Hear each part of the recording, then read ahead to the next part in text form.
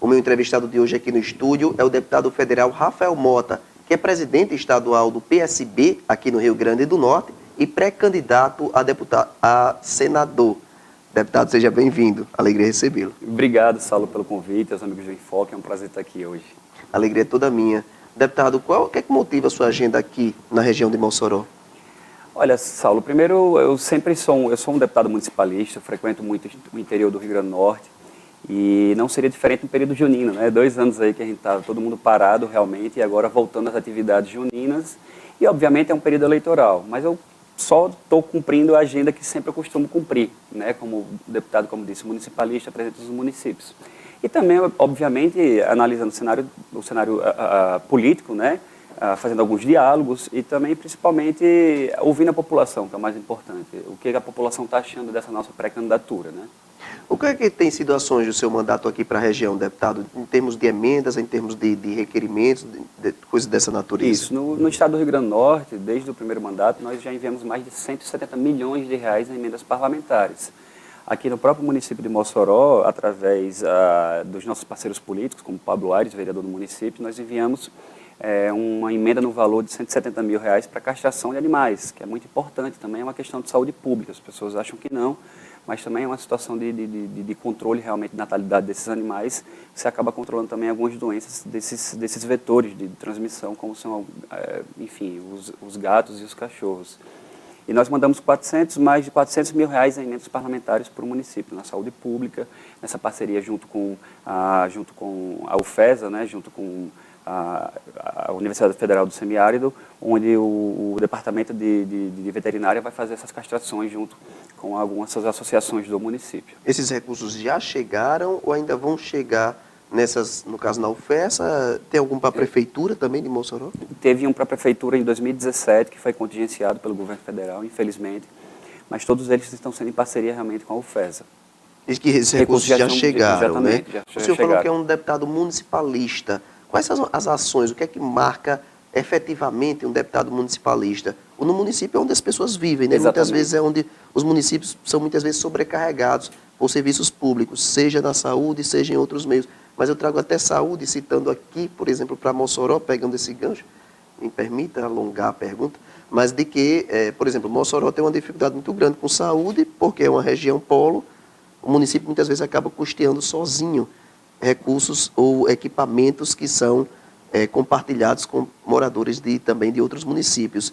Isso se encaixa em uma pauta municipalista? Sim, também, com toda certeza. Até porque, como se você for pegar o próprio Valfredo Gugel, o Clóvis Sarinho, por ser Tarcísio Maia, por ser um hospital, obviamente regionaliza-se, né? Então acaba se sobrecarregando.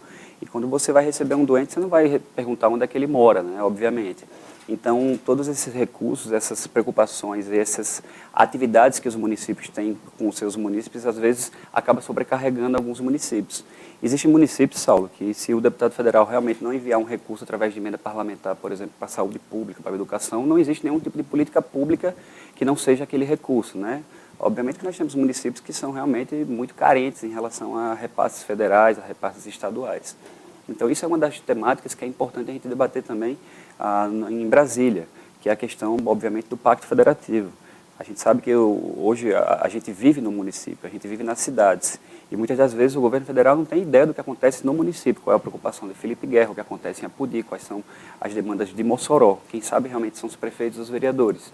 Então, acho que a gente discutiu o Pacto Federativo, essa redistribuição do bolo tributário, para dar mais justiça aos municípios e aos estados também, é uma bandeira que a gente vai levantar também lá no Senado Federal. Mas se tem algum avanço em termos de pacto federativo muito até difícil, hoje? Muito difícil. Quase nada, né? Exatamente, porque o primo rico do país, que é o governo federal, ele não vai, de certa forma, fazer concessões para os estados, fortalecendo os estados e fortalecendo também os municípios. Que era uma das bandeiras de Bolsonaro, de campanha Pacto Federativo. Menos Brasília e mais Brasil, só que infelizmente é o que a gente não tem visto, né? Então, eu acho que a gente precisa realmente de uma voz altiva para poder fazer com que essa política seja implementada no nosso país, porque não adianta.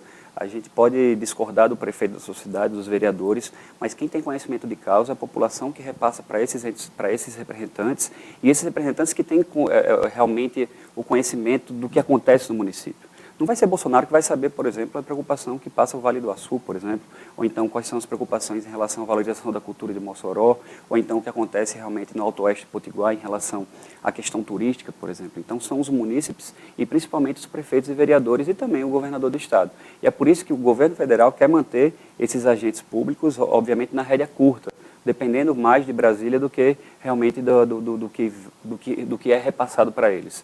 Então, essa autonomia não é de interesse hoje do governo federal. O senhor teve projetos de lei aprovados e sancionados agora nessa legislatura, deputado? Sim, que é muito gratificante, porque a gente convive lá com deputados que estão lá há 10 anos, 15 anos e às vezes não tem sequer uma lei. E a gente teve a alegria de ter, inclusive, 2 legislações que foram aprovadas e já são lei no nosso país. Inclusive, uma temática que assola a população brasileira é a questão da violência doméstica. Aquele agressor da mulher, né, como a gente viu, por exemplo, a questão do procurador lá do município de Registro, em São Paulo. Coisa absurda. Né? Ou então um ato de violência explícito, né, que agride a todos nós. Né? Então, por exemplo, aquele tratamento daquela mulher, em vez de ser custeado pelo SUS, pelos cofres públicos, quem tem que pagar o SUS vai ser o agressor. Sim, são isso tratamentos caros, já é lei. São tratamentos caros, tratamentos ortopédicos, de queimadura. E qual é a obrigação de se tirar dinheiro da cardiologia, da oncologia, para se destinar a esse tipo de tratamento? Quem tem que fazer esse tipo, arcar com esses custos é o bolso do agressor. Isso já é lei da nossa autoria. Assim, mas já está regulamentada, já está efetivada, já sancionada mesmo, exatamente, já existe, junto com a Maria da Penha. Já é legislação de nossa autoria. Assim como também, nesse período de pandemia, a gente viu, e hoje, com mais de 30 milhões de pessoas que têm uma insegurança alimentar dentro da sua casa, são mais de 30 milhões de pessoas que não sabem se vão ter a certeza do que vão ter de comer ao longo do dia. Tomam um café da manhã, mas não sabem se vai ter o almoço garantido. Isso a gente está voltando realmente ao mapa da pobreza. Então, o nosso projeto de lei, que foi inclusive desencadeado aí durante o período da pandemia, é que se possa fazer a doação de alimentos. Por exemplo, aquele macarrão, Saulo, que estava quebradinho lá na gôndola do supermercado, ou então no final do self-service, aquele alimento está apto para o consumo, ele não podia ser doado às pessoas pobres, justamente pela questão da segurança alimentar. Mas são alimentos que têm que estão aptos para serem utilizados por outras pessoas. Então a gente permitiu com que esses alimentos possam agora ser doados para as famílias carentes. Deputado Rafael Mota, um dos temas mais em altas hoje no Congresso Nacional são os aumentos sucessivos e irritantes dos combustíveis. O Congresso aprovou um projeto de lei que cria um teto de cobrança de ICMS sobre os combustíveis. O combustível passa a ser considerado essencial e daí só pode ser cobrado até 17%. Aqui no Rio Grande do Norte isso causa um impacto grande, porque sai de 27% para 17%. O senhor votou a favor desse projeto de lei. Isso. Por quê? Porque eu acho que a gente está num momento de pandemia, de pós-pandemia, as pessoas estão desempregadas, a gente teve uma reforma trabalhista que não gerou emprego, a gente continua com as pessoas com uma insegurança laboral, a gente vê a precarização dos postos de trabalho e combustível, querendo ou não, é um bem estratégico, assim como a Eletrobras, assim como a energia, assim como o gás, assim como o petróleo. Então, nada mais justo do que a gente fazer com que a população tenha condições de sair de casa para trabalhar. Então, você vê a diminuição da quantidade de Ubers, de motoristas de aplicativos, as passagens dos ônibus aumentando. Então, tudo isso é o próprio mercado em si, né? Os preços que são repassados através do frete diretamente para o mercado, aí vai para o tomate, para a feira, quando a gente conseguia comprar com R$300, a gente conseguia metade de um carrinho, hoje a gente consegue só duas sacolas de supermercado. Então, tudo isso acaba impactando na inflação. Eu sei que é um caminho muito longo, mas o preço do combustível tem que ser realmente algo que seja digno para o cidadão. E aí a gente tem que analisar que o que for bom para a população, a gente vai estar votando favorável. A questão do ICMS, a gente sabe que é um impacto muito grande para os cofres dos estados, a gente sabe muito bem disso, só no Rio Grande do Norte é R$1 bilhão, mas ao mesmo tempo a gente tem que analisar o momento atual, uma forma realmente atual e imediata de se resolver esse problema, mas principalmente analisar como é que está sendo feito esse preço baseado no mercado internacional, né? Então, essa paridade de preços feita pela Petrobras no governo Temer, a gente tira o petróleo da nossa terra, aqui a gente utiliza o real e a gente não vejo razão para se dolarizar esse petróleo. Então, a Petrobras ela tem uma função social, ela é uma empresa pública e ela o dever dela não é gerar lucros para os seus poucos acionistas, mas sim a gente ter uma empresa forte, uma empresa que ela tenha uma dedicação ao social do nosso país e que tenha preços justos para os consumidores finais. O projeto diz que os estados vão ter compensação. Dá para se ter, dá para se confiar, porque os governadores afirmam que não tem como compensar, né? Dá para se confiar que haverá compensação financeira para suprir essas perdas milionárias que os estados terão? Precisa saber qual é a origem dessas compensações, né? O governo federal precisa dizer de onde vêm essas compensações. Que está confuso. São dos próprios lucros da empresa. A preocupação é essa, você dá um... porque nós, parlamentares, a gente acaba ficando numa situação difícil, porque a gente tem a obrigação, obviamente, de atender a população, que é quem nos elege, e é para quem a gente tem que realmente legislar. A gente se preocupa também com a situação dos estados, que não é uma situação fácil. Por exemplo, o Rio Grande do Norte, com os salários atrasados, a gente conseguiu atualizar e vai ter uma perca agora de R$1 bilhão, mas ao mesmo tempo a gente escuta uma promessa do governo federal que haverá compensações, só que a gente não sabe de onde vem e nem quanto virá.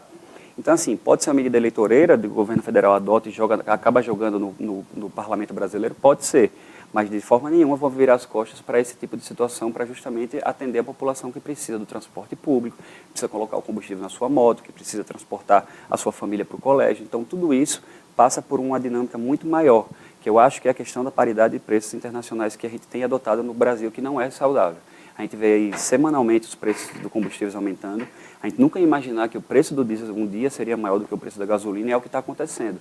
Então você imagina, o que se gastava para você transportar, seja uma carreta de soja, ou então uma carreta de arroz, ou uma carreta de milho para o Nordeste brasileiro, quanto que se gastava e quanto que isso vai precificar, vai entrar no preço final do milho, por exemplo.